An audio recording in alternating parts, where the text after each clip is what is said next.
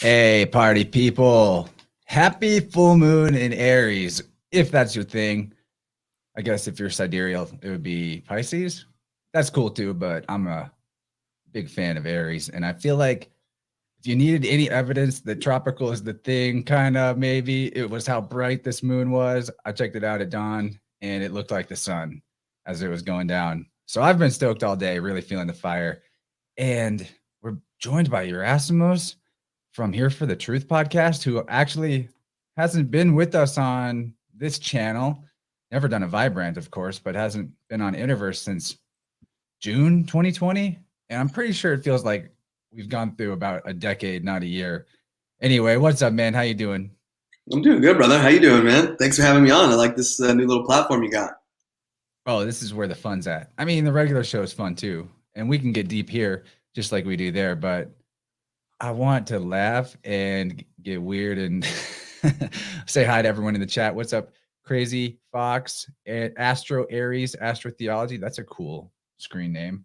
Let's see who's over on Rockfin. We got Davin and Kaylee and Juliana and Snake Jones and Aya and Kabir and Alan and Gordon. The party's on Rockfin, people. Just so you know, if you watch on Rockfin, I get royalties and YouTube steals my content and gets money off me. Anyway, what will people think? What do people think right now? What do you think people are thinking in the world right now as we go direct with Jupiter and Mercury, and the truth is more apparent and more easily communicated than ever? You know, we'll use some code words, I guess, for GooTube, but what do you think? How are you doing with the state of the world since we last came on a podcast together? Actually, the last time was on your show, so it's not been that long, but let's catch up. What's your opinion on life? But real quickly, it's so funny that I think was it Alan that said, "What will people think?" You know, there's a Greek saying that Greek moms instill into your consciousness, and they all go, "Tita pio cosmos, Tita pio cosmos," which means, "What will people think?"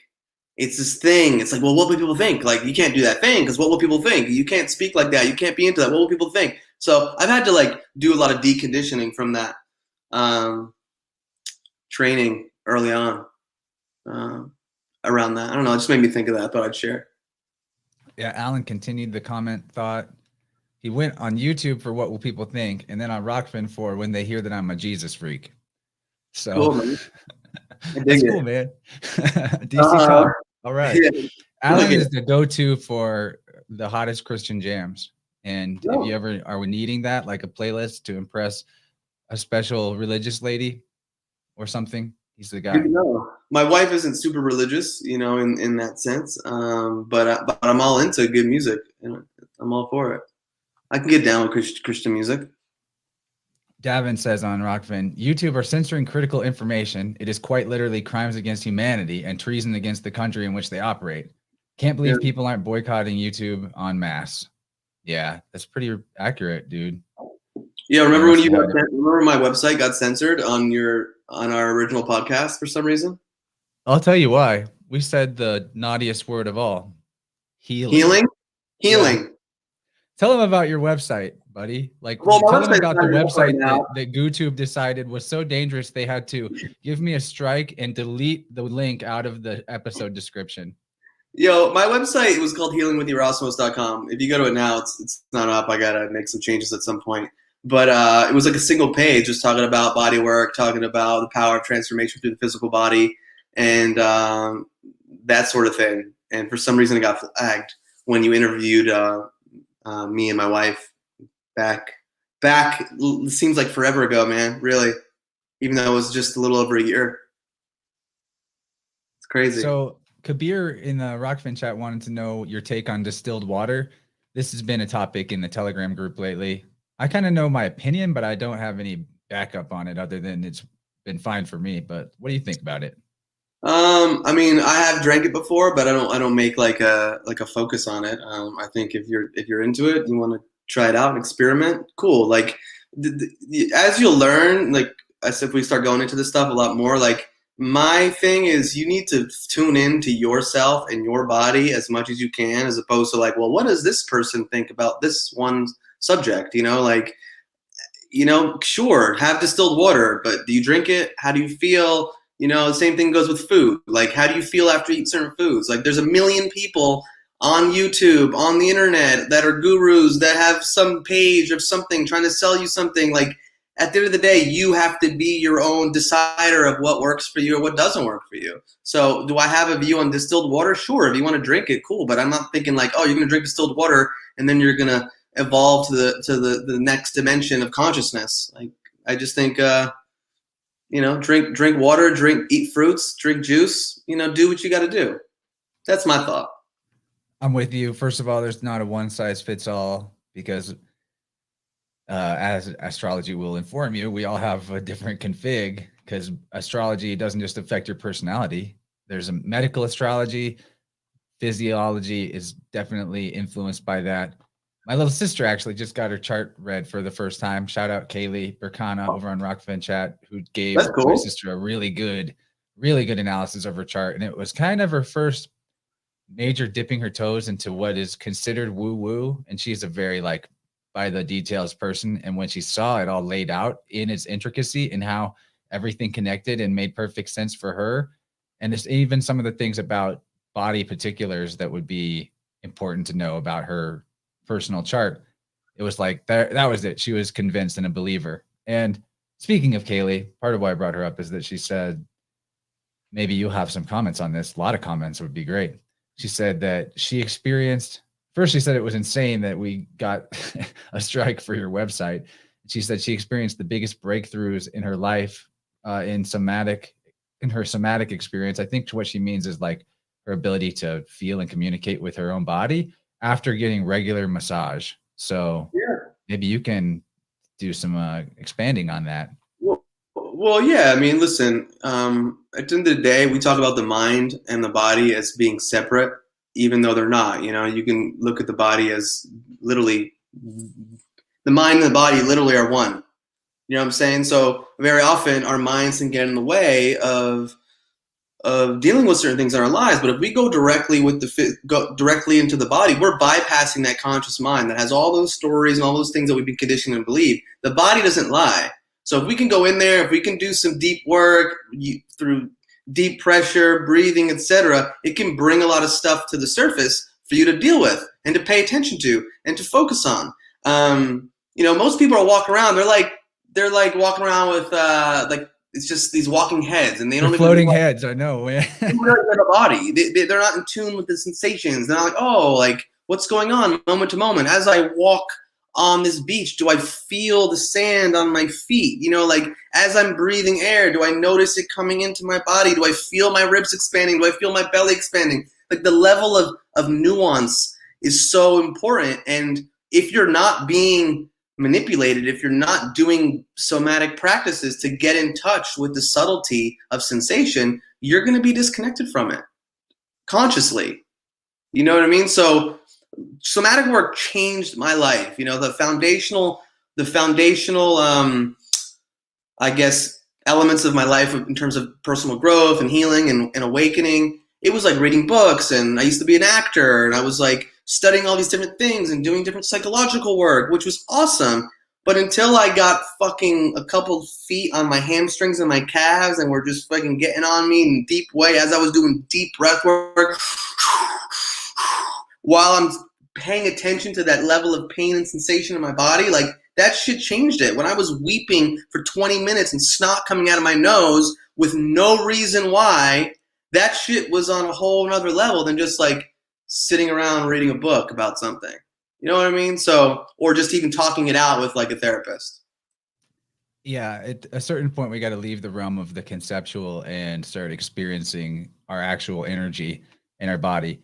And there's actually a bunch of ways to do it, which is cool. I think the serious body work and on the massage side, or I mean, there's so many different techniques. That's one way, but with sound healing that I've done for people, I've seen more than once people just begin weeping and they spend 30 minutes of the session crying it out, and they're not even necessarily sure what brought that out, but it's the movement of energy. And at the end of the day, when you start to move your body differently in some way or another, you release things, and you also will think differently. Move different, think different. That's how I put it. And it's really ultimately about opening up clearer communication within yourself from parts of yourself that were blocked from each other. Slick says therapeutic pain is essential. Yeah, that's what working out is about, right? Yeah, man. And listen, we all have lives. We're doing things. We have things that are passed down to us through through generations. We've been conditioned by society, by our parents, etc. You know, especially age 0 to 7. There's a lot of stuff you don't even remember that things get picked up on, and patterns are created, and things are stored in the body. And so, you know, we're always trying to move from a place of I mean, the goal is to move from a place of stagnation to flow. You want that energy flowing, you want that blood flowing, you want that lymph flowing in the body. You know, because ultimately that's going to shift your frequency. And when you shift that internal frequency, then how does your external world, you know, match that? So I'll say it a million times that the universe is energy, frequency, vibration. So the only thing about you that's real is your vibe. Yeah, well, that's the only thing you have any control over. And actually, you get that handled. I don't even want to say handled, just coherent. Your vibe becomes coherent. Watch how the external universe redesigns itself around your new setup. It's I've seen it in myself. I've seen other people pull it off. I'm going to throw the call-in line out there for Telegram on the chat links. You guys can join this Telegram group if you want to leave us memes. I'd love some funny memes or voice messages. Later in the show, we'll take actual live callers, and I'll put the link to this StreamYard call in there. Anything goes, though. Videos, photos, questions that you want to ask on the show, or statements you want to make to us. We'd love to get this collaborative side of things flowing as well. And to pivot here, I mean, I'm sure we'll connect dots, but I want to ask you, have you ever seen a UFO? I've never seen one, man. Really? No strange things in the sky, lights? You know, I just moved to Topanga last year, Topanga Canyon, California. So we're outside of Los Angeles, and we're surrounded by a lot more nature. And so I'm going to spend more time outside and looking up. You know, I think I don't look up enough. I think that's the thing. You know, I think that's probably why a lot of stuff goes unnoticed. But have you? Yeah, not like what looked to be a craft. Well, maybe. One time I was really not sure if I was seeing a plane or what you would think was a UFO, but I won't count that one because I was on mushrooms. But I've seen like orbs. I've definitely seen smaller orb type lights that did things that made no sense and phased through objects. That was one time I saw that, and there's people with me. The reason I asked, because first of all, I just got gifted this Susquehanna Alchemy shirt, Michael Wan. A lot of the crowd will probably know who that is. And speaking of Michael Wan, I had another connection with him today that he emailed me a video. It's not very long, but I want to play it, of a UFO filmed over Springfield, Missouri, which is my town. So this was like filmed 2 miles north of my house 2 days ago. And it's a pretty good one. And I thought, why not share it with everybody? Because I thought it was pretty interesting. So I'm going to pull that up and we'll look at that. We don't have to stay on the topic unless it's fun to do that. It's all good, man. I love to see UFOs, man. Shit, I'd love to, you know, be abducted by one just to see what's up. I don't know about that. Maybe. My mom cracks man. me up because my mom's biggest fear, she says, is to be abducted by aliens. And she says she has nightmares about it all the time. And I'm like, are you sure they're not just taking you in your sleep? And she's like, stop. Really? Anyway, There's something going on here. here's the guy. I don't know if we need his commentary, so I'm going to turn that down. So he's saying that's a UFO? Looks pretty weird to me. Look how it's shimmering. It looks like a spinning. Lights. Looks like something spinning in the air. Exactly. And it's like hovering. That's a cube. He's saying it looks like a cube, and we know one thing about trying to photograph stuff in the air is it looks way smaller on your screen than it does Oh to yeah, your that's eyes. a lot more massive in real time. What's weird is the way it's shimmering in the lights. It's almost like iridescent. So to me, that's definitely an unidentified object. Doesn't look like a drone, No. especially the way it seems like it's not. I can't tell if he's tracking it across the sky, but it looks like he's holding the camera stationary and this thing is just kind of floating there. So I'm on Glenstone in Springfield, Missouri. yeah, so that's really close to my house. Anyway, pretty neat. And maybe people have got some. Well, This it's actually connects to something we still- talked about last Vibrant, which was these telescopes that they've got that use a special technique with cutting the light, refracting the light in a way where I can't remember. Someone help me, inform me how that actually worked. But there are these telescopes that invert, I think, the light that they're taking in while taking in the normal spectrum of light. And it was revealing these electric, crazy sky serpents. And yeah, so what do you think, friends? Anybody have any thoughts on that particular UFO sighting?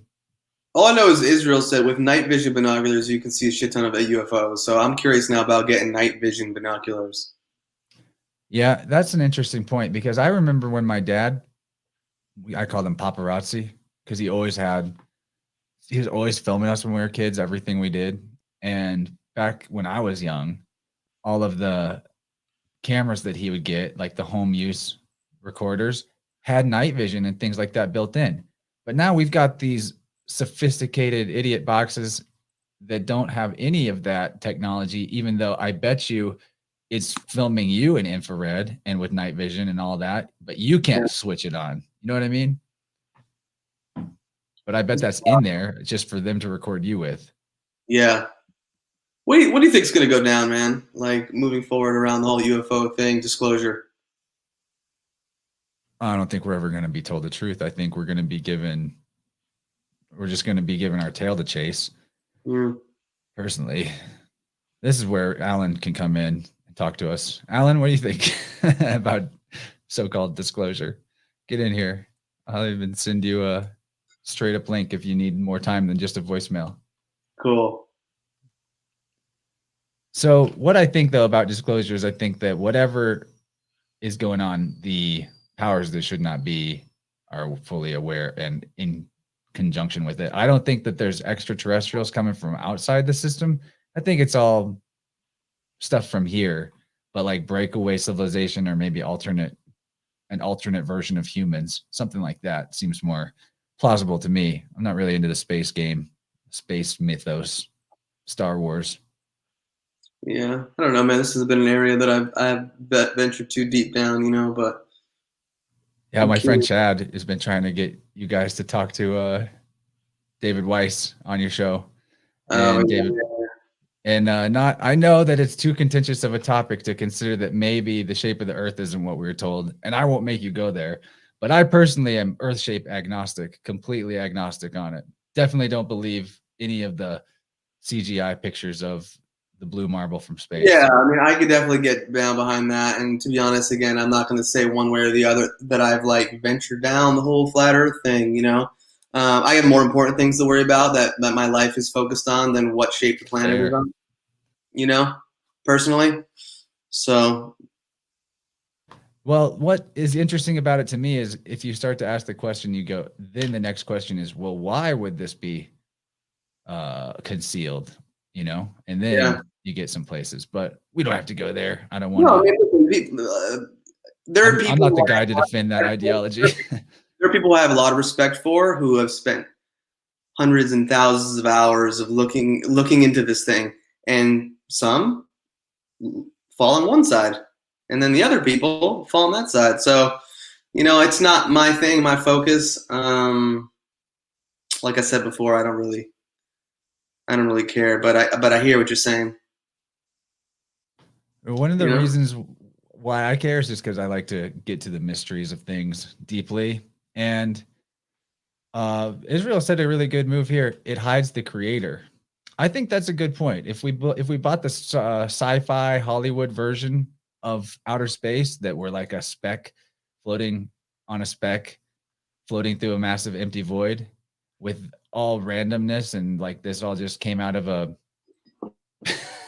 out of nothingness with no rhyme or reason, it does hide the creator. But Alan says he's going to put some thoughts together for us as Rant continues. That sounds really good.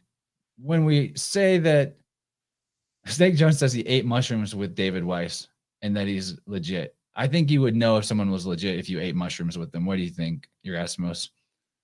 I don't know if I'd say that I'd think someone's the most like legit based on eating some mushrooms, Well, if you ate mushrooms with them and they felt legit, because I feel like you could pick up on if they were super creepy. Well, listen, also a person can be legit in terms of their desire and their intention and their excitement about something, and not be legit based on what information they find. You know what I mean? And I'm not saying this person is one way or the other, but like you can have a genuine, sincere person that also could then maybe be mistaken about certain things. You know what I mean? That goes for all of us. Yeah, that goes exactly. for all of us. All of us. So, to base sincere people are mistaken about something or another. Their thesis based on how I feel during a mushroom trip, I'd probably want to take in more personal data for myself than just one mushroom trip with an individual. Oh yeah. I'm sure there's more than that with Snake. Snake doesn't mess around. One of his earlier comments when we were talking about distilled water was he was asking if you could get distilled blood of tyrants to drink. Sure. Traumatized blood of tyrants, would that have any type of impact? Well, I would be worried about the parasites in that blood. Yeah, I wouldn't want to fuck with them. The blood of parasites would probably be pretty full of parasites. Yeah. Speaking of, since you brought up dad jokes to me, okay, we wanted to get some dad jokes. Thank you for remembering. So I have something for the audience, okay, and for you, of course. So, what do a tick and the Eiffel Tower have in common? Anybody? Should we give him a second on that, or do you want to just deliver? Sure. I mean, we don't want to give them too much time to Google it and then think like they came up with the answer and then feel a little. You're right. All right, just hit us with the punchline. Okay. What do a tick and the Eiffel Tower have in common? They're both parasites. That's good because it is also on theme with parasites, and that's why I brought it up. It's perfect timing. Yeah, is that something that you've got any anything to share about as a subject? Because I know that you're basically just like the health guy, and I think I've seen a message for humanity lately in divination and in energy work I've done with people and with the topics going on in my circles, that it seems to be humanity is being given the message from source right now to de-parasite themselves, get the parasites out of their body. And since in my estimation, the whole universe that we're in is a fractal, it seems like it would be pretty good for getting rid of all these disgusting, power-hungry poly-ticks that run the world right now, the mini blood-sucking parasites that we call world leaders, if we would get them kicked out of our own bodies. Yeah, I mean, I think that's part of it too. I don't think it's just like this physical thing, like these little things coming around being like, I'm going to take you down and eat you. It's like, well, what are you consuming?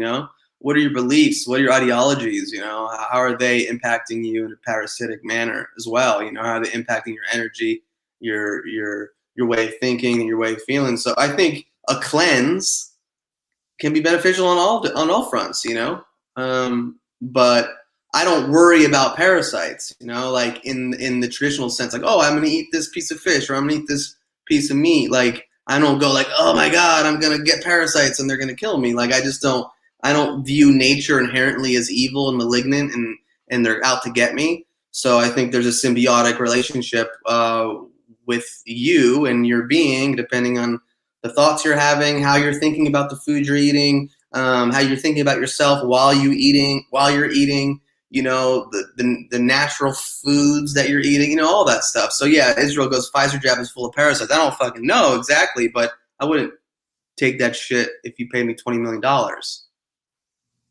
What about Literally. $21 million? Maybe $11 million or $1,111 million. Maybe that. Yeah. $33 million. What's interesting is that that seems to be the reason why that whole the I word, we're on YouTube, that I word that people are taking that made a big stink. Maybe the reason why that was good was because it was removing parasites. Here's a question for you. What have you learned about virology through this COVID stuff? For me, what I seem to have landed on is that there really isn't such a thing as advertised as flus and cooties and all that. And it's really coming down to nutritional deficiencies, vitamin and mineral deficiencies in the person, manifesting as a certain pretty limited range of symptoms that in different combinations are given all the different names in the book of this disease and that virus, where it's all kind of just a racket it's like smoke and mirrors game to keep you buying the antibiotics and going to the hospitals and all of that stuff, while really all you needed was to figure out a better food source. Yeah, man, I think that plays a big role in it for sure. I personally, I think virology is a pseudoscience. I think the foundations of Western medicine, with germ theory, virology being one of them, I think it's built on falsehoods. So I don't believe that human beings are walking vectors of disease, that they're just walking around waiting to breathe on you and infect you. I just don't believe our creator. I don't believe God. I don't believe the universe's intelligence is going to be like, okay, I have a great idea. Let's create humans and have them walk around and be afraid of breathing air or sneezing on each other. Like, I just don't think that's what causes disease, and there are different theories and different scholars out there that explore different things. And there's some cool books out there like Virus Mania that I recommend people get. It's written by an investigative journalist and a doctor. There's another book called The Ultimate Conspiracy, the Biomedical Paradigm. So if you really start going down the Germanic healing knowledge, German new medicine route, I don't know if any of you are familiar with Dr. Melissa Sell. She's got a bit of a following on like Telegram and Instagram. That's based off of the work of Dr. Hammer, who was a German MD, and he discovered these 5 biological laws 40 years ago. And pretty much those 5 biological laws, they pretty much turn Western medicine on its head.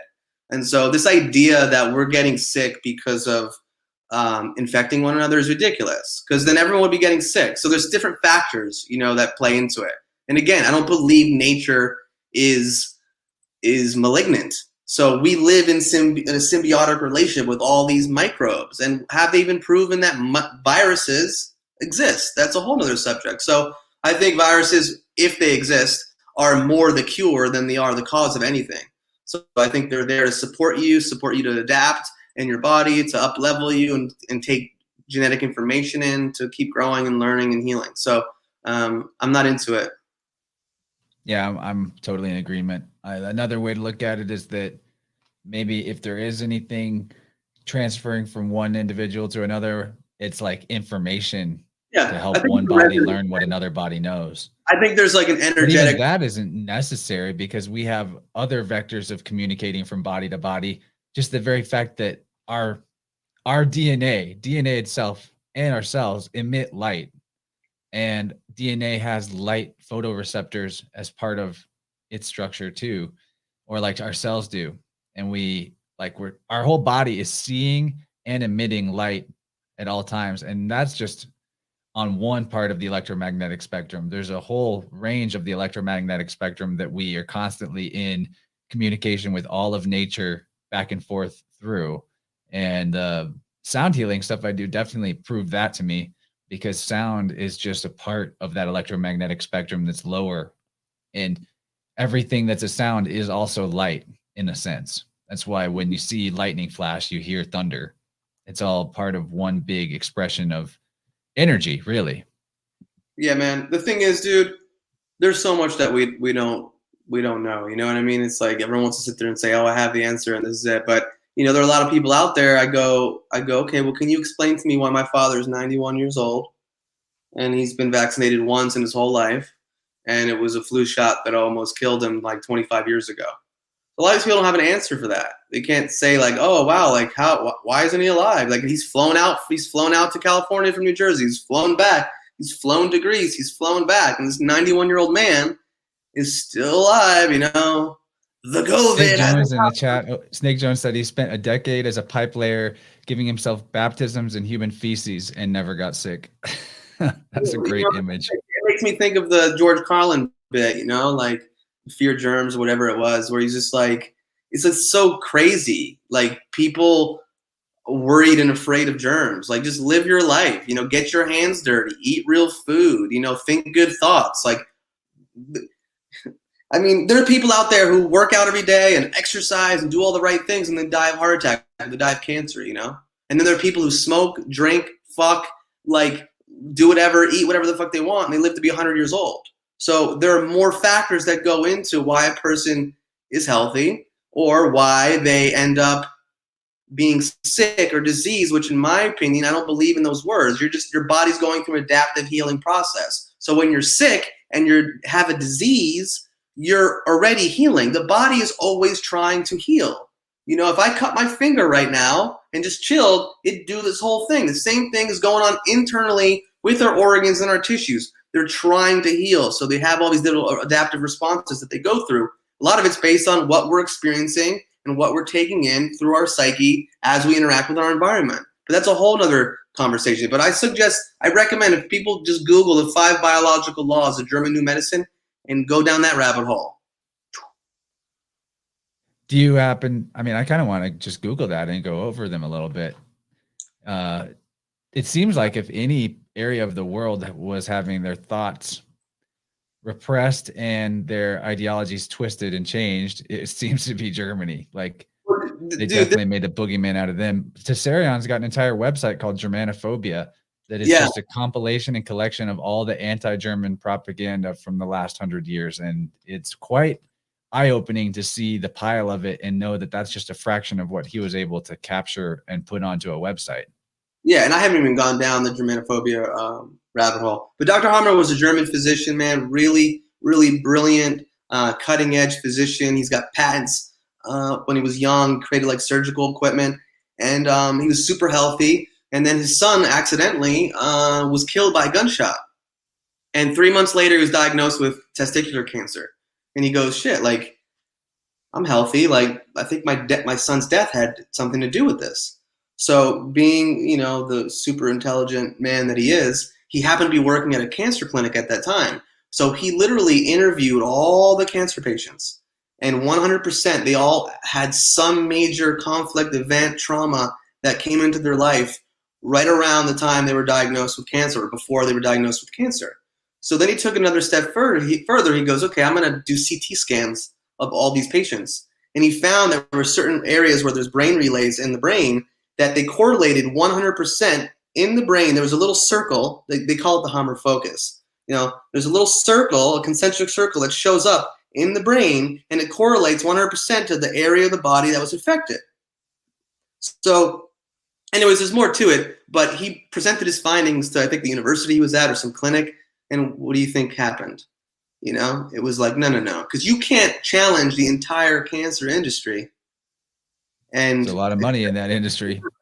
You know, because if people understood the 5 biological laws and they understood Dr. Hammer's work, which a lot of it's starting to get more translated to English, you know, think about how many hundreds and millions of lives people would be saved. Because again, cancer is an adaptive process that your body's going through, you know, based on some conflict that existed that you resolved in your system. Again, there's layers to this. I don't want to get into it right now. So he was imprisoned in France for the crime of agitation against Orthodox medicine, you know, however many years ago. And his license was taken. So they were agitated with him telling the truth. Yeah. Wow. You know, so it's pretty put aluminum in us as an adjutant. Why can't we agitate them with just speaking? Yeah, so it's silly to think that this information has been around for 40 years, and these are laws, meaning they're laws. They happen in every case. It's not like a theory. Oh, germ theory. Ooh, let's see what happens. You See, know I what I like mean? what Crow said from Crow 777. If a theory's been around for like over a decade and it's still a theory, it's probably not worth much if you Yeah, can't prove it at that point. I love it, man. So, there are many factors that go in why people become symptomatic or don't become symptomatic, and therein lies the work. You know what I think actually can expand this idea beyond just whether or not, I think for some people, it's not just that they'll get sick if they have some kind of trauma in their life that's unresolved. I think it all comes down to some flow state stuff. And illness maybe has to do with sadness or abrupt trauma in their life or emotional problems that are coming out of left field. And then boom, manifests as illness. My little sister, for her to bring her up again, she would always, if she was upset about something, she would start to get like a skin rash when we were kids. There was always like a direct somatic reaction to her mood with her bodily health, right?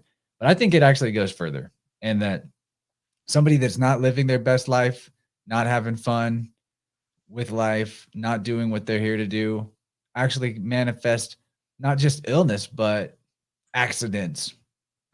Like when I see people now in a car wreck and they're in the stretcher going into the ambulance off the side of the highway as I pass by, I get this impression in my mind of somebody who was really stuck in life, banging their head against the wall with something that was not for them and just trying to grind through it, like that classic mindset that we're taught in the West of how you just got to do stuff that sucks and do stuff you hate, and then you'll be successful. And that is the biggest contradiction to what life is actually about that I've ever come across. And it's kind of one of those difficult to prove things because how do you survey this? But I do think a lot of even the real world tragedies and accidents that people find themselves involved with, it's not like I want to go full law of attraction on it, but I do think that whatever forces are actually trying to come to your aid by putting in a big interruption in whatever thing that you were doing that you totally hated and wasn't right for you.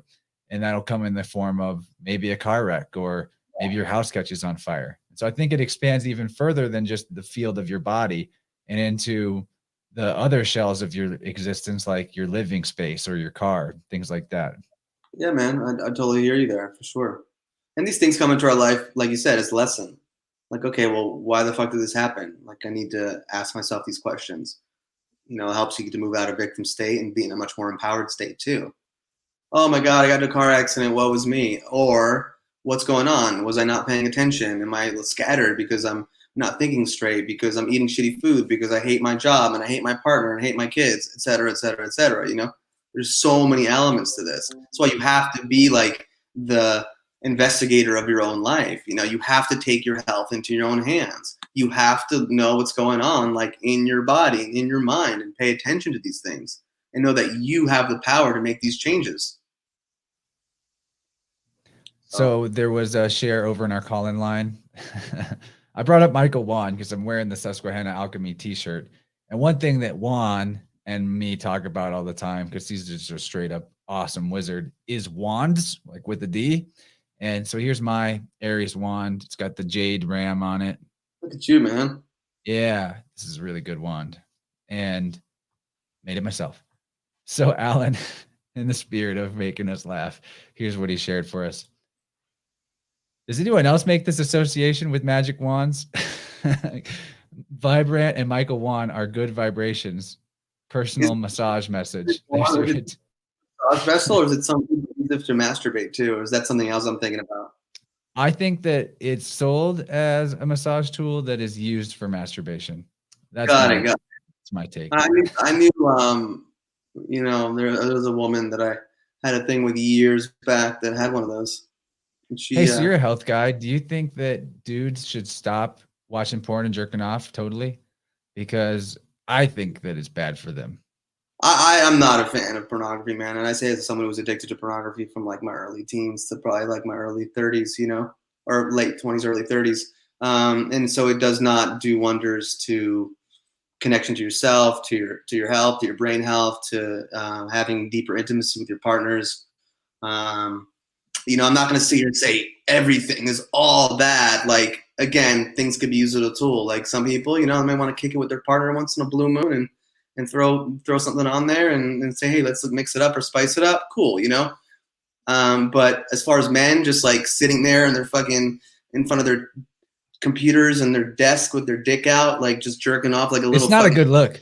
Imagine watching the movie of your life at the end of your life when you're in life review, and there's just like hours and weeks and days of footage of that. You just feel like, you're just like, this movie sucks. You know what I mean? Like, it's just not cool, dude. And listen, this is another part of the agenda of our powers that shouldn't be. Like they're putting all these things out there just to like have you just get the fix. Here, have all this free porn. Here, have free vaccines. Have free this, free that. Like, what?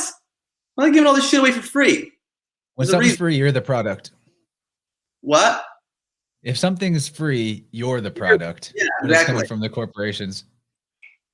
Exactly. So, and this is a big thing, man. Pornography is a huge thing, and I think more and more people are talking about it. I think on a spiritual level too, for men, one thing that's not talked about with that is that it affects, maybe people do talk about that it affects your relationship with females, but like you, it was available from when I was a teenager and I had a problem with it into my 20s. Yeah. And then I realized after not having a problem with it anymore, that the type of females that were coming into my life went from being sort of like untrustworthy, majorly problematic for me to a lot more harmonious. And so I look at it like this is something that guys probably don't think of when they're in there, and it's like your relationship to the divine feminine is defined by the way you look at it. And if that's how you look at it, and I mean like with that weird gaze on the screen in this strange filtered fake reality of pornography, then that is what the divine feminine becomes in your life. And something similar to that energy is what you'll attract in the real world, if you even attract anything. So that's maybe like a more metaphysical way of describing what Mo said. It messes with your sense of what love and relationships are. And then that totally leaves out of the equation how probably the industry is mostly populated by sex trafficked slaves and mind control slaves. I bet a lot of them are that are on the screens there.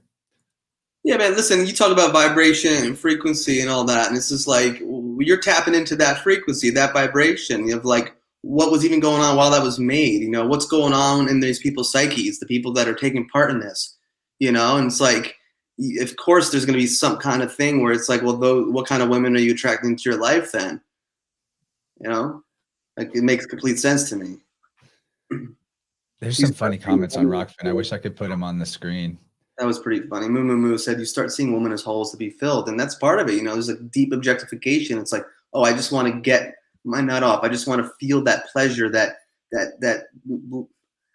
momentary ecstasy, and then okay, now I'm depressed. Now when can I get the next fix?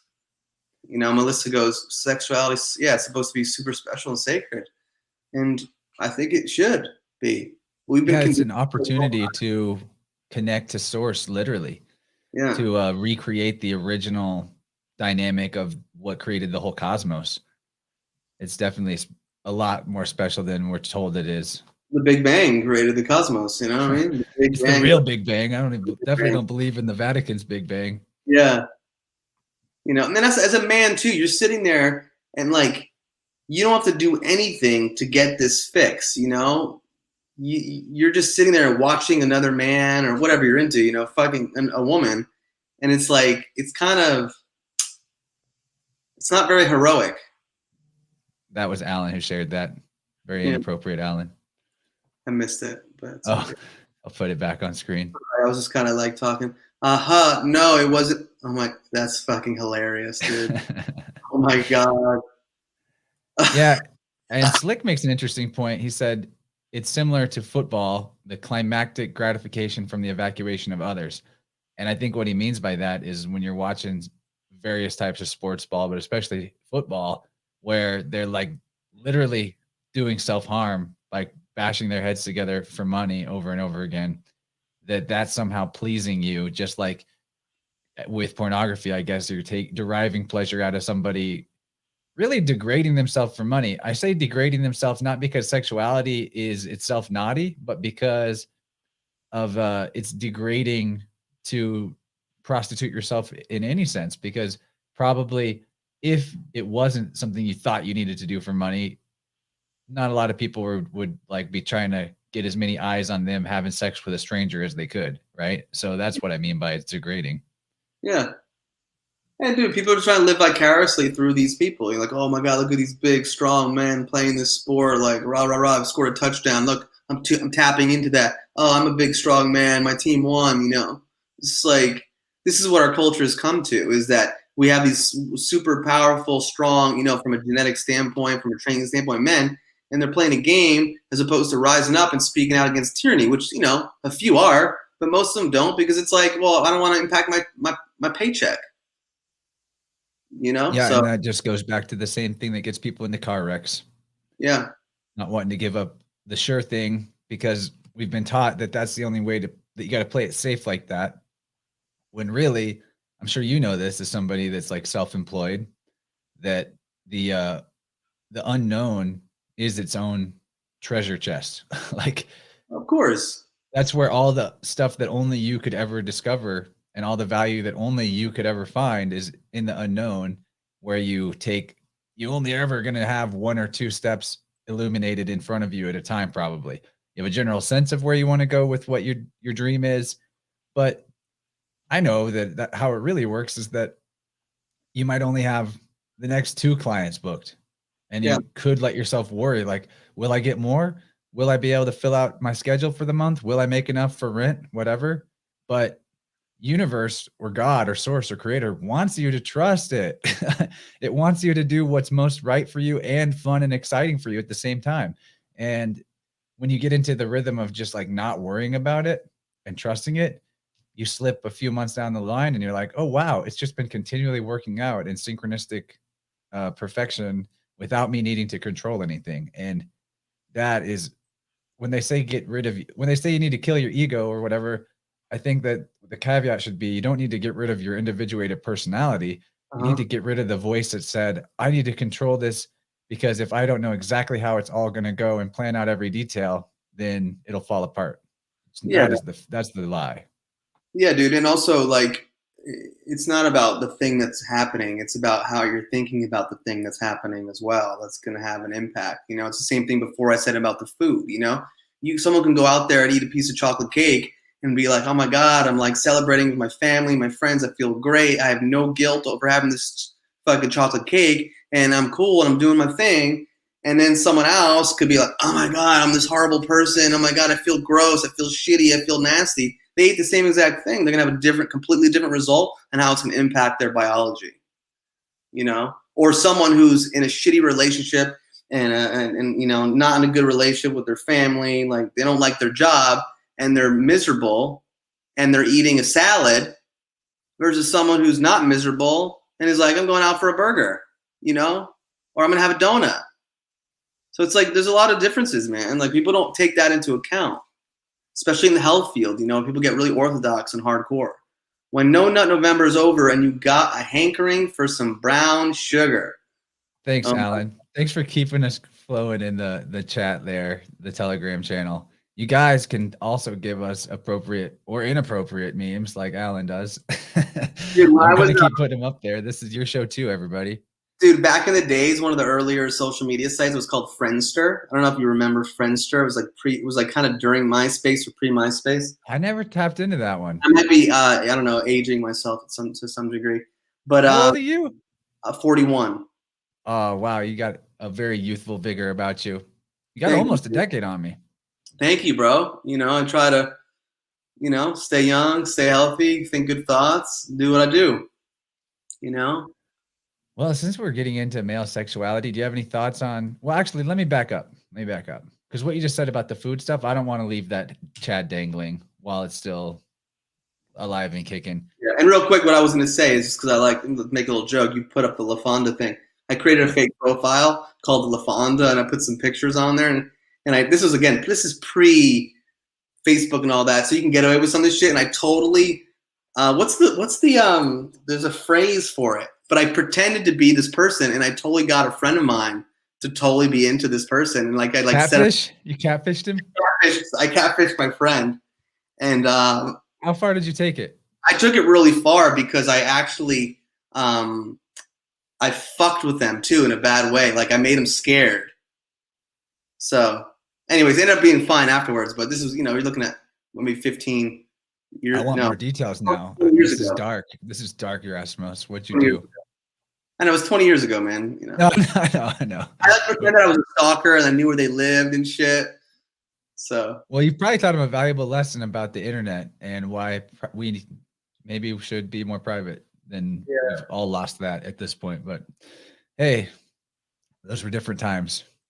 So so nutrition, sex. Where are we going with this? We'll go both places, but I like that not being rigid thing personally. But what's cool is that there comes a point where, I don't know, I think there comes a point where you feel so good that the external like mouth pleasure option isn't a temptation where it's like, oh, I must fight that, or, oh, I'm going to give myself this treat. You're just like, I don't know, I feel good. I don't even care about that. It's like not even a thought. You know what I mean? Exactly, dude. And I say this as someone who has been on so many on both ends of the spectrum. Like in my early days, dude, I used to play the food police like fucking crazy. You know what I mean? Like I used to be like, why are you doing this? I can't believe you're drinking Red Bull. I can't believe you're doing that. I can't believe you're doing that. It's just changed, man. And I'm someone I haven't had alcohol in 8.5 years. I had caffeine in 8.5 years. I haven't. That's just how I live my life. I like caffeine's my bugaboo. I need to say goodbye to. I like having that clean thing. But I used to be crazy, man. I'm like, I wouldn't even eat ketchup for years because it had whatever in it. I've just they put sugar in there. I've softened my rigidity. Even though your average person would be like, dude, you eat really healthy. Like you eat a healthy life. But, if I want to have a little ice cream once in a blue moon, I'll have ice cream once in a blue moon. And I won't at all beat myself up for it. I think that's key, is the not beating yourself up, because that's where you mentioned people that can just do all kinds of heinous stuff to their body and they still make it to 100. It's because they don't give a fuck. They're just having fun. Yeah. And I think that is more what life is about than we've ever given it credit for. That what if this entire experience wasn't just a bit like a lesson or a purgatory or a punishment or a prison or all these things that were offered as like the meaning of life? What if everything that ever happens in your life is for your enjoyment and enlightenment? Both. It's actually both. I'm cool with that idea. And the hard experiences were just trying to, like training wheels or bumpers on the bowling alley, bounce you back to something that's actually fun.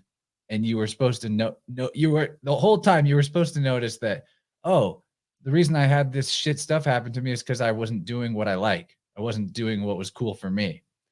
Because I noticed that the more flow state you achieve, the less you hurt yourself in all kinds of ways, even in like clumsy ways. Dude, one of the goals in life, man, for me this is my view, is like you find out to be the most full version of yourself. Like this is why self-work, self-knowledge, all this shit's so important, man. Just whatever that is, whatever the seed of consciousness that you are, that God implanted onto this world, figure out what that is, who you are, what your purpose is, what your mission is, and do it to the full fucking degree, man. And have fun with it. And don't take yourself so fucking seriously. People take themselves so seriously, It's just like, I don't think it's that difficult, but you just have to, weed through a lot of the bullshit and the lies and the conditioning that we're getting from everywhere, man. Not just in the Matrix, not just there. Like even in like the holistic health world, there are people out there doing the thing. It's like, I think life's a lot simpler than people make it out to be. Yeah. And I think to circle around to maybe link a bunch of these topics, rigidity, pure rigidity, eventually that that structure becomes brittle and breaks.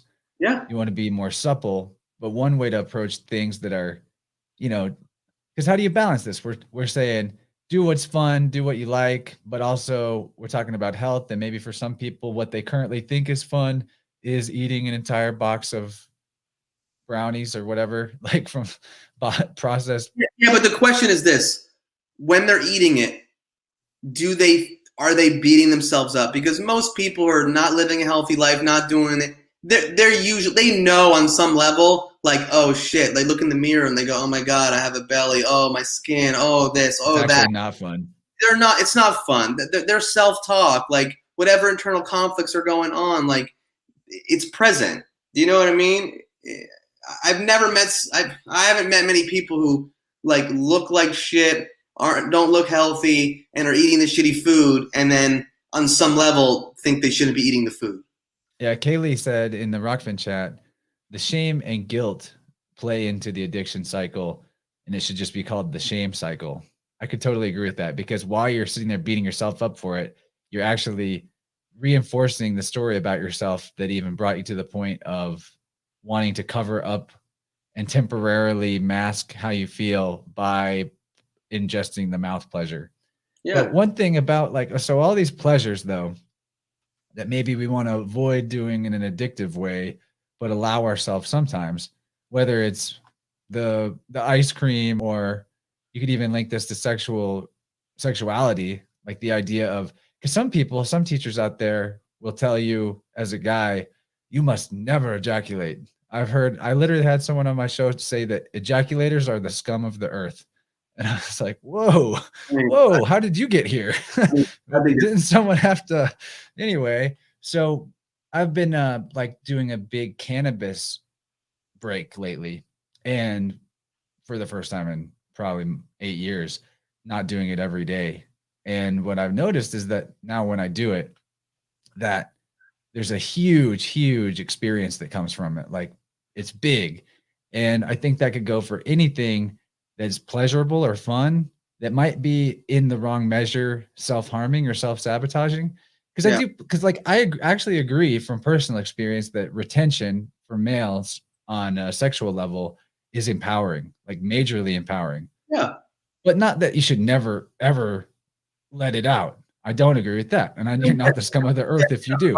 So I look at it like you're building up a charge, and whatever it is, whether it's the sugar charge or your sexual fluids or your cannabis non-use, and you're building up a charge, and then you break the seal. And if you break the seal at a really great time, when all the things are aligned for it to be the most fun and exciting time to break that seal, or the most like spiritually connective time, that could go for sex or for using cannabis, then all of a sudden you've turned that into like a rubber band that you stretched far back, and then you let it go, and it's like, phew.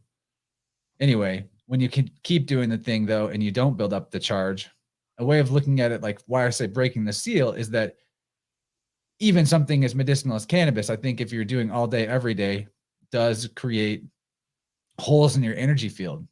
Yeah. Anything psychoactive does. So it's like you keep breaking the seal on your bubble, if you will, trying to like get that cool pressure release, chasing the dragon of the time you did it that was so amazing. But because you've already got these other holes poked in the bubble, it's not giving you the same effect. So that's kind of how I see it. Like, are you gonna bring yourself back to a state of full integrity before you then ritualistically self-sacrifice in a way that is powerful, potent, meaningful, fun? Or are you going to just like keep doing the same thing over and over again, expecting different results? Because if you keep doing the same thing over and over again every day, it's never going to be the way it was the first day you did it. It's going to continue to be diminishing returns, whether that's a donut or whether that's yo nut. Yeah, Sorry. yeah. That's pretty good though. That was a dad joke. Yeah, it was off the cuff though. Good dad jokes are off the cuff. Why is a person turning to something every day? This is information for the individual. Like, why am I doing this thing every single day? What is the underlying thing somatically in the body? Like, what's happening that I have to turn to this thing that's going to allow me to self-soothe to some degree, whether it's the food, whether it's the drug, whether it's the porn, whether it's the shopping, whether it's excessive scrolling, and this is just information. If you're doing shit habitually, you need to take a look at why you're doing something habitually, period.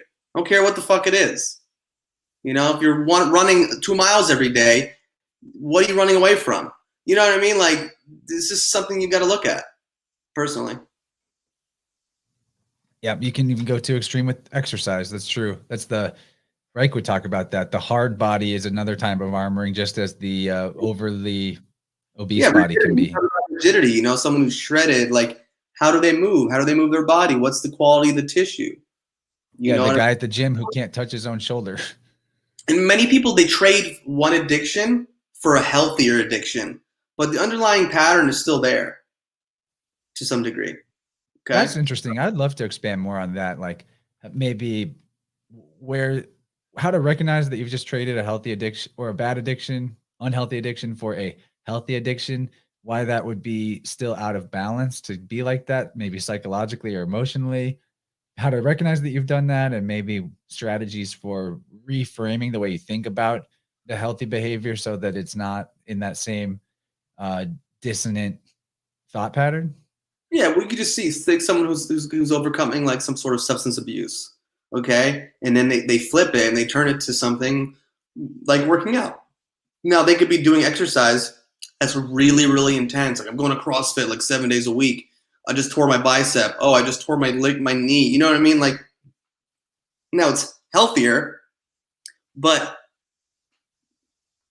you know what I mean? Like, you're still like needing to do something. You're still trying to get a fix of something that I think you just need to take a look at. Like, what would happen if the person just say, hey, don't go to the gym today. Just sit there on the couch and close your eyes and see what comes up. You notice your thoughts, notice the feelings in your body, those kinds of things. So I congratulate someone who's like, hey, I want to work out and start focusing on that. But at the same time, you got to take a look and see what's going on. What's going on inside. Why are you doing that thing? Yeah, that what Momo said. A lot of addiction is not being able to be comfortable with self, always turning their attention elsewhere. That's part of it. Yeah, and some people don't recognize that that's what they're doing because there isn't one addiction they're stuck on. They're just bouncing between dopamine drips. Exactly. And I think we've all had to have gone through some level of that. And like, I could even look at the at something like Telegram. I have so much fun in there, but there've been days where I was overly focused on group chats and not like maybe spending time just in some silence. But I'm, on the other hand, I'm comfortable if I was in the silence. Like if nobody responded to me on there during the day, I would be fine. Or if I just left my phone at the house and went on a walk with no tech, that would be fine. So I guess it's like comes down to, are you freaked out when, because this is what it was for me when I was in my early adulthood. Are you freaked out when there's nobody in the home with you and there's no TV on, there's no radio on, and it's just silence and you don't have anything to do? That's a question. Dude, I remember I was living in New York City and then I flew out to like Mendocino County for some workshop with these two psychologists that I trained with years ago. And sorry, I got distracted by Alan's question, but I ended up booking this cabin that was like a 10-minute walk from their place. And there was no Wi-Fi, there was nothing. And I remember when I first got there, dude, I just went around opening and closing fucking cabinets, dude. I was like, I gotta do something. I'm living in New York City. Let me open and close cabinets and turn on fucking the faucet and turn it off. Like, it was kind of crazy, dude. I was like, this is weird. You know what I mean? Yeah, and it's just like this deep discomfort with silence and non-activity. You need to balance the doer with the beer, I guess. I was living in New York City. It was just a different vibe. But I think it's good for a person like, oh, hey, you notice you're on the phone or Telegram. Like, okay, that's cool. I mean, this is your work. So you got to be on it. But again, the habitual stuff and the balance. Like, oh, I'm going to give myself 2 hours. I'm going to turn off my devices. I'm going to go sit outside and look at the stars and maybe see some aliens. I had the greatest time with the stars this morning. And I hope you see aliens now that you've moved. I really do. But yeah. the book someone gave me. It's like Topanga Canyon and UFOs. I got to read it. Oh, nice. Yeah, you should. Tell me what you find out. Alan asked about the King of Clubs card on the wall. I'm wondering that myself too. What's the significance of that for you? Well, the King of Clubs, it's another esoteric system that's based on playing cards. So, 52 cards in a deck, 52 weeks in a year, 4 suits, 4 seasons, 13 cards in each suits, 13 weeks in each season. Each suit represents a different element of the human condition. If you add all the cards together, aces being 1 through 10, Jack 11, Queen 12, King 13, they equal 364. The Joker gets a value of 1.25.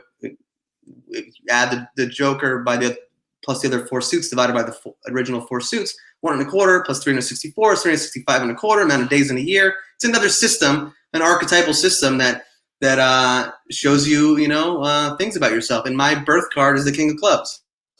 And then my secondary card, known as the personality card or planetary ruling card, is the Jack of Diamonds. So I'm a king and a jack as my 2 main frequencies in my life.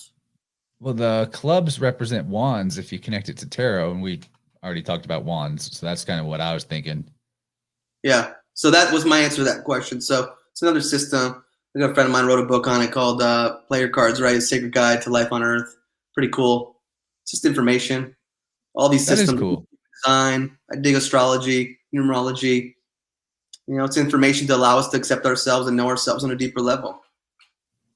Yeah, I just watched that happen to my little sister for the first time. Look at that type of information about herself, and it was cool because I know the benefit of it. I'm like you. I bounce around all kinds of systems. Yeah. Oh, what does this have to say? What does this have to say? And it's always yes and never one is the end all be all or some kind of like definition that I have to live by. But it was cool to see her get confidence about herself by seeing what her strengths were in the chart. And the cool thing too is to find out about the squares and the oppositions and realize that your challenges are actually, your obstacles are actually your course. Like wherever the obstacles are in the chart, if you go headlong into those and fearlessly approach the solution to those challenges, that is the first and best way to level up and get through stuckness in your life. Like I've been saying this a lot, but inner child loves obstacle courses. The obstacles are the course. So if you go after the obstacles, you're doing what inner child actually wants you to do, which is connecting to a more true part of who you are. Yeah, man.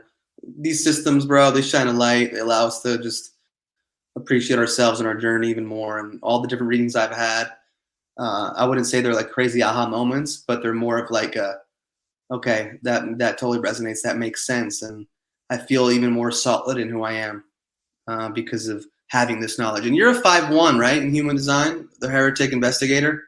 Manifesting generator. Yeah, so you're MG, I'm a G, but I'm a 5-1 and you're a 5-1. We share the same profile, I think, which is the heretic and the investigator. So just imagine with those 2 words, what they mean.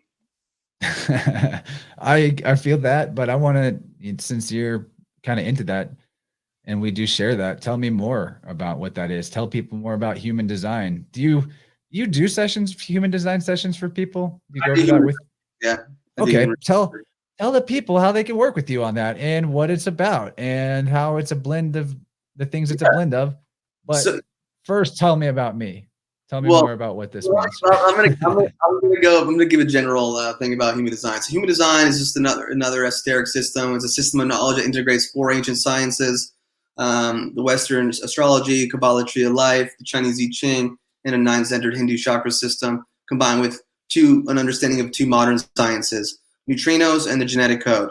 Neutrinos being these subatomic particles that are traveling through the universe near the speed of light, but they hold mass, which means they can carry information. So whatever they're shooting through, they're picking up information, dropping information off. There's trillions of them going through our body right now. So there's this idea that there's this neutrino stream the moment you're born that imprints you. Now, it's based on the same stuff with astrology: time of birth, place of birth, date of birth. You get that information, you put it into a program, and then you get a chart, your human design chart, also known as your body graph. And that's going to go into all different things. There's keywords in human design, one being your type. There's 5 types in human design, 5 types of human beings on this planet. manifestors, projectors, manifesting generators, which you are, generators and reflectors. And then you have profiles, which are made from the lines of the hexagram and the I Ching.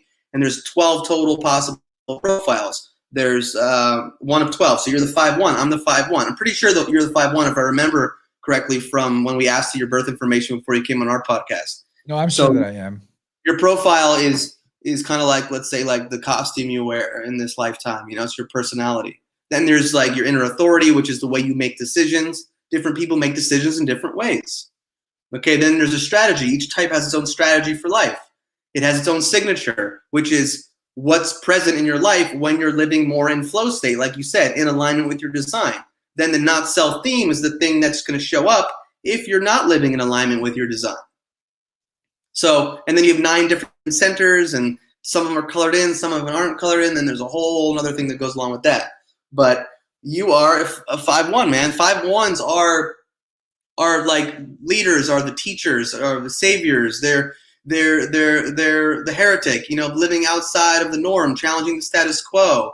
The 1 line is the investigator, but the second number is your unconscious line. So the 1 line is all about, it actually has a deep-rooted insecurity that's within it, and it's looking to just get the information and the knowledge because it wants to feel secure and have a solid foundation. So then what it can do as the 5 line is universalize that. We're all about finding that information or whatever that is that allows us to feel secure and solid and have a solid foundation, which is the first line of the hexagram. And then the 5 line is universalizing that. So anyways, there's more to it, but that's a little piece of it. How do people get with you for that? Well, my website's not working, so I would say email me at healingwithyerasimos@gmail.com. Then we'll schedule it on Zoom. It's done over Zoom, about 60 to 75 minutes. All I need is your birth information, and then we'll go from there. I'll do a recording, and I'll send you the recording afterwards. Yeah, I risk getting us another strike on YouTube, putting your website in there, but it's not up, so I'm editing it right now. healingwithyerasimos@gmail.com. And find me at Instagram too, if any of you are on there, @_Yerasimos. My Healing with Yerasimos page was heavily censored and shadow banned, so I created a new site.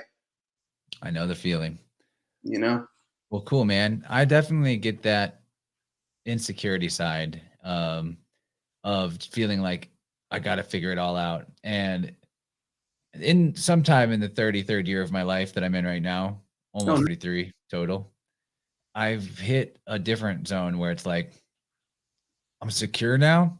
I still am curious to know more and learn more, but I don't feel almost like a panicked need to take in as much as I can. Now I think I've absorbed enough that it's all mixing around inside me, and what feels good is to see what comes out now instead of keep trying to cram more in.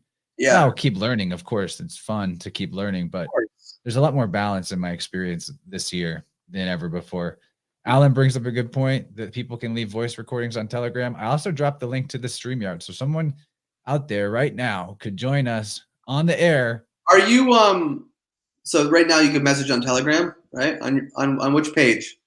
So there's a Vibrant call-in line. It's t.me/vibrant calls. And that's a special separate group where it's not really for chatting. It's just for dropping things in that we're going to go to the show. Gotcha. And Alan actually left us about a minute-long voicemail. So let's see what he has to say. He's a really reliable contributor, and I appreciate that about him. He's a friend of mine from also co-hosting on Weaving Spiders Welcome on Saturday nights. That's a show that I highly recommend everyone tuning into Saturday nights if they're not already, because we just talk about the deepest things that we never planned. Like we got onto this whole subject last weekend about blue being unknown to the ancients, and that something to do with blue becoming part of our awareness also has to do with the downfall of civilization and the feminization of humanity in a negative sense. The poets, like in the Iliad and stuff, they would describe waters as the color of wine and the sky as like seafoam green and things like that. But then blue came into the picture. Anyway, Weaving Spiders Welcome goes deep and wide. It is a super amazing show. I love it. Five or six of us just start spitting ideas. We discovered an unknown triops dinosaur shrimp in Arizona. All kinds of fun stuff last week. So that'll be on this Saturday. We'll do it again. But now I'm going to play Alan's voicemail. If you can't hear it, then let me know. But if you can, thumbs up me. I think you will be able to. Yeah, here we go. Vibrant episode 9. Yerasimos, shout out. Having a lot of fun tonight. And I've been wondering all along, what's the deal with that King of Clubs card?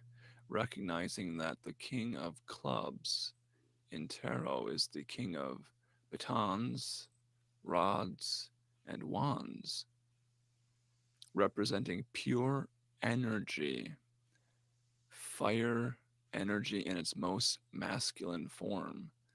We're talking about energy, masculine energy, and personal responsibility. The natural born leader, the entrepreneur, the honorable man. And it's awesome how that one symbol in the back that we've been kind of just getting hints at throughout the entire show now comes into focus and reminds us of maybe what the vibrational intention for this show has been all along. And you know what else, Alan, that fits the Aries theme of the full moon energy tonight too. Aries is that cardinal fire. It's the power of fire in a sense, in terms of what the cardinal signs are all about. And I know you're the mutable fire, and Leo is the fixed fire, which is kind of an identity thing. There we go. There we go. You got the super orange blue light blockers. I was talking about those in the whole conversation about blue being maybe a problem as I wear a blue shirt. I've got blue eyes. Maybe I'm light years a little dense. It's getting late now, man. I'm doing this 1 month long panchakarma with my wife, which is an Ayurvedic cleanse that we're in the middle of right now. So I'm just trying to like tell me more. The evening, Tell me more about the cleanse. I just, I like to experiment with different things. My wife was down to do this panchakarma, so we have a couple friends that are Ayurvedic practitioners, and a panchakarma is they're done at certain seasons to help kind of rebalance you from a dosha standpoint or energetic standpoint. And so it's different types of eating and following a certain routine, which, to be honest, routines aren't ideal for me. And even from a human design standpoint, routines aren't really ideal for me. But I also do like to have experiences and see how it goes. So we just we're waking up earlier, going to sleep a lot earlier too, and changing our meal, what we eat up as well. And then we're about to enter this 1 week period where we're going to be drinking this medicated ghee every day, which is certain herbs that are mixed with the ghee. And then that's going to lead us to like a purging, and then like a week or so of resting and relaxation. So I'm not super deep into it. I've got all these printouts and stuff. I'm just following it along a little bit with my wife, and it's been annoying me and frustrating me. But hey, I like to try new things and kind of reboot the system and shake me out of things. Yeah, to go back to that thing I was on earlier about stuff being fun, like it can be fun all the time. I think even hard things like that, from a curiosity standpoint, they can be interesting. If especially if you've got the guidance from someone else that is leading you through it, there's a fun to it, because you can look at yourself and be like, wow, look at this crazy shit I'm doing. And that it's possibly good for you, or it's supposed to be good for you. The same that once you get into the habit of working out and you realize that your limits are not what you thought they were, the same goes for cleansing. You can learn that your limits are not what you thought they were. You can do these things that break the mold of, because even eating every day the way we do, that's a type of routine. Yeah. Who said that has to be dogma every day, in and out till you die, 3 squares, right? Yeah, dude, for sure, man. I think it's nice to mix things up a little bit, and I think I needed it too after the last couple of years. Like, I don't know, man, just things have shifted, and I wanted to change things up and feel more grounded, and kind of good for my wife and me too. We're on our devices less, so I think it's allowing us to kind of reconnect and drop in deeper with one another, which is really nice. Hey, we got some fiery Leo poetry from Snake Jones. He just put in the chat. I'm going to read this. Human not beings, depraved and deprived, consent to their master, sorcerer in disguise. Human not being who deprave and deprive, when the order is given, magicians arise. The force will meet violence, the truth destroys lies, balance is coming, polarities collide. Out of this union, human beings arise. That's cool, man. That's definitely the masculine, fiery energy right there. And now we got a call in from Gordy. So that's pretty sweet. Quick call in from Gordy. Thanks for jumping in here, buddy. I'm going to play yours now. Okay, so speaking of fun, you have to make your cooking fun as well. Oh, wait, I meant to make fun of Alan. So you have to make your cooking fun as well as cooking good food for you. My point is, sing to your food and like dance in the kitchen, and don't make it a chore. It's not a chore because you're doing something good for yourself. Yeah. It's you. And sorry about the low volume there. I don't know if I can turn Telegram up louder than that. So although it was very funny, Gordy, the way that you imitated Alan, the volume, I think, may have been a little quiet for people. Maybe I can. No, I can't really adjust that.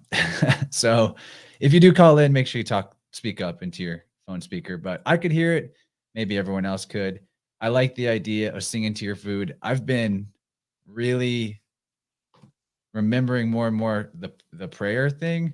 Maybe prayer is the wrong word for you. Maybe you want to call it blessing, maybe affirmation, maybe intention, but put light energy into your food. Thank the sun. Thank the forces that brought you that energy to your body. That's definitely, in my opinion, super helpful. You have any practices like that? I mean, definitely gratitude is a big piece, even especially when I'm with people, but even on my own, it's like I just take a moment and just look down at my food and just, even if it's just within myself, a moment of like just deep gratitude and connection to everything that played a role in getting this food and this nutrition and this nourishment to my plate. Intention makes the food taste better. I agree with that. Yeah. Well, it's also why I like home cooked food. I mean, I tell people one of the simplest acts of self-care and self-love is just make yourself a meal, and know where the food's coming from, and then putting it together, and then you're touching the food, you're putting your own energy into it, and you're eating, as opposed to you going out to a restaurant. You don't know who the person in the back, if they're cooking it, they really give a fuck about the food. So there are places that I quit eating at. I mean, I don't eat at restaurants at all anymore, but there was a time where I was going to this one place because people I was acquainted with that I kind of was like, maybe I could be friends with them. It was their place, and I just stopped going because of how fucking hateful and messed up like their Instagram was. I was like, man, this person is making food that I'm eating. I don't want that energy. There's a whole frequency, vibration, man. It's like why grandma's food tastes better, There's this love that's being put in it. I like to put a lot of vitamin L in my food. Like put as much love as I can in my vitamin food. L. So I'm into that. Yeah, gratitude definitely just makes everything work better. 100%. Yeah, and again, so you guys can call in still, so you can call in, join us live. Snake Jones, I'm looking at you. By the way, I liked what that person said before. Raz equals king, Yerasimos. I like that. I haven't heard that one before. Yeah, that's Gabriel. He might call in too. He's just expert at green language. Actually, this seems like a good place to let people know. If you are fans of Unslaved podcast with David Whitehead and Michael Tessarion, which Yerasimos has been on more than once, I recently just this week went on with Gabriel, our friend Slick Dissonant is his YouTube channel, and we did an entire episode decoding the major arcana symbolism from tarot that is in the Marvel Avengers films, and it was brilliant stuff. Tessarion got super into it. Dude, we had a lot of fun. that while I was making food today, but then some things happened and I didn't because I was like, oh, I got to check the recent episode because I watched what was it? I don't know. I try to watch as many of those episodes as I can, but even the recent one where they interviewed the author who wrote that book called The Descendants of Atlantis, I bought that book and I'm actually reading it right now. Carrie Boynton, I think. It's really Yeah, a couple of people have told me that they got that book and I should check it out. Well, it's fiction, but I'm sure it was obviously, you know, some truth in there in terms of historical perspective, especially with a lot of the work that Michael's done with Atlantis, et cetera. And so it's been nice to kind of just kick it and read some fiction. It's not something I do often. Yeah, I'm slogging through Pierre Sabak, and that's a tough read. Not that it's hard to understand or his writing's unclear. It's just that it's basically a study of etymology. And so you're looking at like all the different variations of a meaning or word plays on various phrases or concepts. And it can be hard for me to get through more than 2 or 3 pages in a setting. Whereas if it's fiction, I can learn a bunch from it. And like if they're putting occult ideas into the story, you can learn a lot from it and you're flying through the story really quick. But there's different reasons for different things. I like both. So I'll that's check cool. that book out eventually. Episode on that. What's that? I talked over you and it kind of No, muted yeah, you. that's cool, man. I'm looking forward to watching that episode that you did with Gabriel. Yeah, he's a brilliant decoder of all things esoteric. Alan says reading the dictionary helps. Yeah, I think Sabak actually came up with the seraphim analysis and the ancient alien abduction analysis that he gets into just from reading dictionaries. The diction of Aries. Someone was saying in the comments earlier tonight how the English language is coded, and they didn't really go further than that. But do you think that would you agree with that we're handed a language that where we contradict ourselves all the time? The English language, you're saying? Yeah. Do you know any other languages? Like, do you know Greek? Yeah, I know Greek. I don't speak Greek as well as I speak English, but if you heard me speaking it to my parents, you'd think I was fluent, but my vocabulary is pretty elementary. But I can go to Greece and get by and do all that stuff. Yeah. Is there any big difference in the feel of Greek in terms of like, does it feel less self-defeating than English? Yeah, it's a little different, man. I mean, the alphabet's different. The way we talk's different. The way grammar is put together and how the words are used is different. So it's really hard, you know. If it wasn't my first language and if I didn't go to Greek school growing up, I don't think it wouldn't be something I could just pick up and learn right now. It'd probably be a lot more difficult. But I haven't gone too deep into etymology. That's another frontier to explore. I think that I heard Gabriel once say that Greek words, if they're spelled correctly, add up to 9 in numerology, and that every word in Greek and phrase is supposed to add up to 9. Because if you have, any number of words that each equal 9, if you combine them together, then that result will also equal 9. It's nine rolls like that. No clue. Yeah, which is kind of an interesting concept. Gabe, let me know if I'm misquoting you on that, and maybe like modern Greek is not the same, but that would be pretty tight if you had a system of resonance in your language like that, where it all had to add up to the wholeness or completeness of the 9. Because the thing is, really 9 is the full number line. 9 is the full line. When you get to 10, you're just coming back to the beginning. Cool. Yeah. Random thoughts, but hey, what else should we talk about while you're here? You got the platform. I wonder if people have any questions for me, just what are they curious about? I'll vibrate on most things. Yeah, people ask us your questions. Don't make me do all the questioning. You curious about me? You curious about anything? I'm down. How's Sophie doing? I'm an open book. You can ask whatever you want.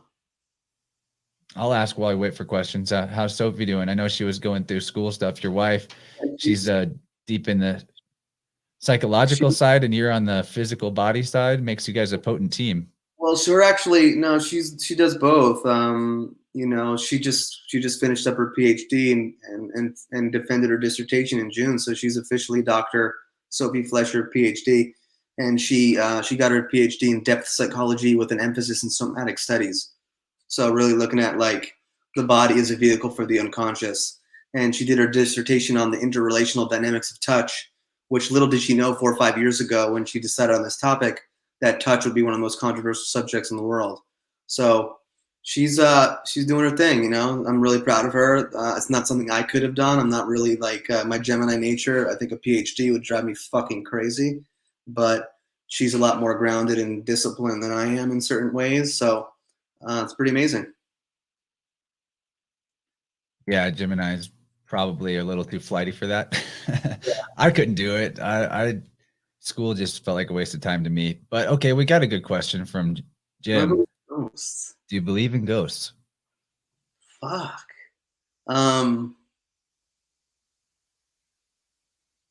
In what sense? Like, That's up to you. What sense do you believe in them, and what sense do you not believe in them? I believe in them in some type of like energy that's present, but not in terms of like Ghostbusters where there's like this thing floating around in the corner of my room, like saying "boo," you know. Well, have you ever seen any? I haven't. That's why I can't say I believe in ghosts that are there. But I believe that they can be, and someone may have the experience of seeing a ghost, but I haven't seen a ghost. Have you seen something that you could maybe attribute to a ghost, but you didn't see it, but like something happened that was unexplainable in your space? I can't think of anything right now, man. I've got some examples. So maybe I'll convince you. I never actually saw a ghost, first of all, but I've had things happen in my house before, like cabinets opening themselves and cups being thrown out. That was pretty weird. That's Like trippy. literally the cabinet door just goes and a cup goes. It doesn't like fall out. It like flew out and broke on the floor. It was a coffee mug.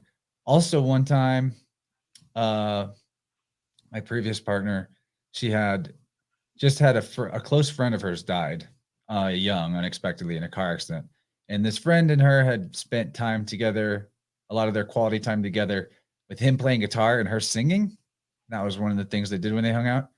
And we had, I think, not maybe the next day or maybe right around when his funeral was, we were in the house and she, I'm sure, was kind of feeling down and thinking about this friend who had died. And my guitar was in the room and it strummed itself. The guitar just, nothing was touching it. There was no cats around or anything. And the guitar just like all the strings just went bang, all of them, not just one. So that was the only two that I could Cool. think of off the top of my head, but there's probably more.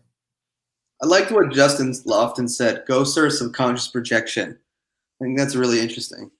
Yeah, because both of the things that I talked about experiencing could be maybe seen that way, that you know, your somatic energy extends beyond your body, your field. She was in the vicinity of the guitar when it happened. You know, it was in her bubble space. She just didn't touch it.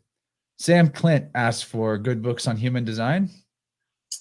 Yeah, I mean, there's one main one called Human Design: The Science of Differentiation. That's considered the Bible of human design. It comes from the lineage of the dude who created it or downloaded it. That's to be more accurate. Yeah, it's called Human Design: The Science of Differentiation. It's kind of like a blackish book. I have it in my bookshelf, just don't have it right here. That'd be the one I would recommend. And you can go to jovianarchive.com too as well. Yeah, that's the main website for it. Is it a big learning curve, you think? Because whenever I've looked into it, I felt like maybe it seemed like a learning curve, but maybe it's not. Well, like anything else, there's levels to it. You know, I got introduced to human design like 8 years ago, and I've just kind of, and that's not like the only thing I do, and I've studied human design every day for 10 hours a day. But let's just say there's a lot of powerful information that you can get that you could begin to experiment with in your life that can have powerful effects with just a little bit of knowledge. You don't really need to go really, really deep into it, but there's complex elements of it. But in the beginning, learning the basics can be really powerful. So speaking of complexities and current events, you guys heard that Colin Powell died of, I guess, cooties is what they're saying, but also cancer, right?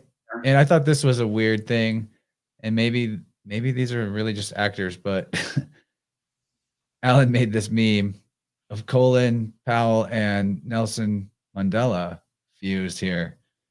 And they do look oddly similar. I think he's just pointing out that this whole thing is a big stage show because we're saying that this guy died of colon cancer complications and his name's Colin. And where did the parasites live in the colon? Did he die of colon cancer? I don't know. Are you claiming this, Alan? I don't even watch the news. I'm just putting up the things you put in our Telegram group. Maybe you should give us a little more context. But he wanted to know which one of these things conveyed the message better, the flag version or the no flag. What do you guys think? Flag or no flag for our meme crafter? Oh, I think you're muted, Yerasimos. I'd say the flag. I think so too. That's why I put it up first. I think it's the good one. All right. Well, we showed that. You guys, we may wrap up a little early tonight. If you're not contributing as much, no shame in that. But I want to make sure everyone has plenty of time to enjoy the fun full moon energy. We got a lot of votes for flag right now. It's kind of cool, actually, if we do wrap up early, because when I started Vibrant, my whole thing was that this is supposed to be free format and there wasn't a specific format. And every time I've taken it to 2 hours. So this is me bucking my own trends. We'll move our way to the goalpost here. There's no wrong answers. Oh, we do have one more question. Okay, this is good. I have severe ringing in my ears after falling asleep. Gets more intense until I feel like I'm leaving my body. Astro style. I imagine astral projection. Or I force myself awake. Is this a thing? Quick answer. Huh. Well, it is a thing because you're experiencing it. But I haven't encountered that on a regular basis, like what's happening while you have severe ringing in your ears after falling asleep. I kicked myself out of the stream accidentally. Sorry about that. Is this happening in your dream? Because you're saying it's after you fall asleep. So how do you know you have severe ringing after you're already asleep? Is it because you're experiencing in your dreams? Maybe Kazi meant after going to bed. Here's something that's happened to me though, is definitely that I've had that before leading up to astral projection, or not even always astral projection, out of body. I've popped out of my body with similar experience to what Kazi is describing there. So my answer to the question is just go with it. Don't be afraid of it. Go with the flow and practice trying to stay aware during it instead of falling asleep. See how long you can stay attentive to the experience and see where it takes you from there, because you might get out of the matrix. But Alan wants to know if you got a Mandela effect story. I know what you mean by that. Oh, the Mandela effect, like the Bernstein Bears thing. Has there ever been something that you thought was the thing and then you found out was not the thing? Well, we're not going to get into it then. I don't need to go there. Yeah, book recommendations on somatic healing. How about that? Looking into Peter Levine's work, which is somatic experiencing. He's got 2 books called In an Unspoken Voice and Waking the Tiger. They're good books. The Body Keeps the Score is cool to go into in terms of really getting into the science behind what's going on. I would say those 3 books are really good. Cool. I think that does sound good. I mean, you can get into getting into Wilhelm Reich and his disciple Alexander Lowen and some of his stuff. But there's tons of books to go into. But those are the first I like 3. Ether, God, and Devil from Reich. That's the one I recommend to people because Cool. it helps you see how the mental armoring is in place, which I think is maybe the easiest to dissolve and help your body do that for itself naturally by just getting out of the boxes you were thinking in. Yeah, man. Yeah, well, okay, we're going to wrap this up. Jim, you already know what to do. Prepare for the next year energetically. Cleanse thyself. Don't jerk off. Purify thy body temple. Yeah, Get don't strong. Go to the gym. Sorry, say all that, Yerasimos. When I talk, it totally don't mutes you. masturbate porn. Take care of yourself. Get some morning sunlight. Go for walks. Spend time in nature. Spend less time on the internet unless you're watching Chance or here for the Truth podcast. And Which is going great. You guys are crushing. Yeah, eat healthy foods. Have good relationships. Do work that you enjoy. Be creative. Use your imagination. Don't get sucked into the doom and gloom about what's going on in this world, and then you'll be ready to go for next year. Yeah, totally agree. Thanks, man. It's been super fun. I'm not going to play us out with any music this time because I don't feel like it. So we're just going to end the show. And you guys for tuning in. I appreciate you. Yeah, Stay thanks tuned for a great episode with Michael Wan on the main show, InnerVerse, soon. And Yerasimos, look forward to the next time we can hang out and do this on your channel or mine. It's always fun, dude. Fucking great, man. Thanks for having me on. Thanks for everyone who's listening. And, anyone want to stay connected, just hit me up on Instagram @_Yerasimos or shoot me an email. Word. All right. We'll catch you all later. Much love, friends. Peace.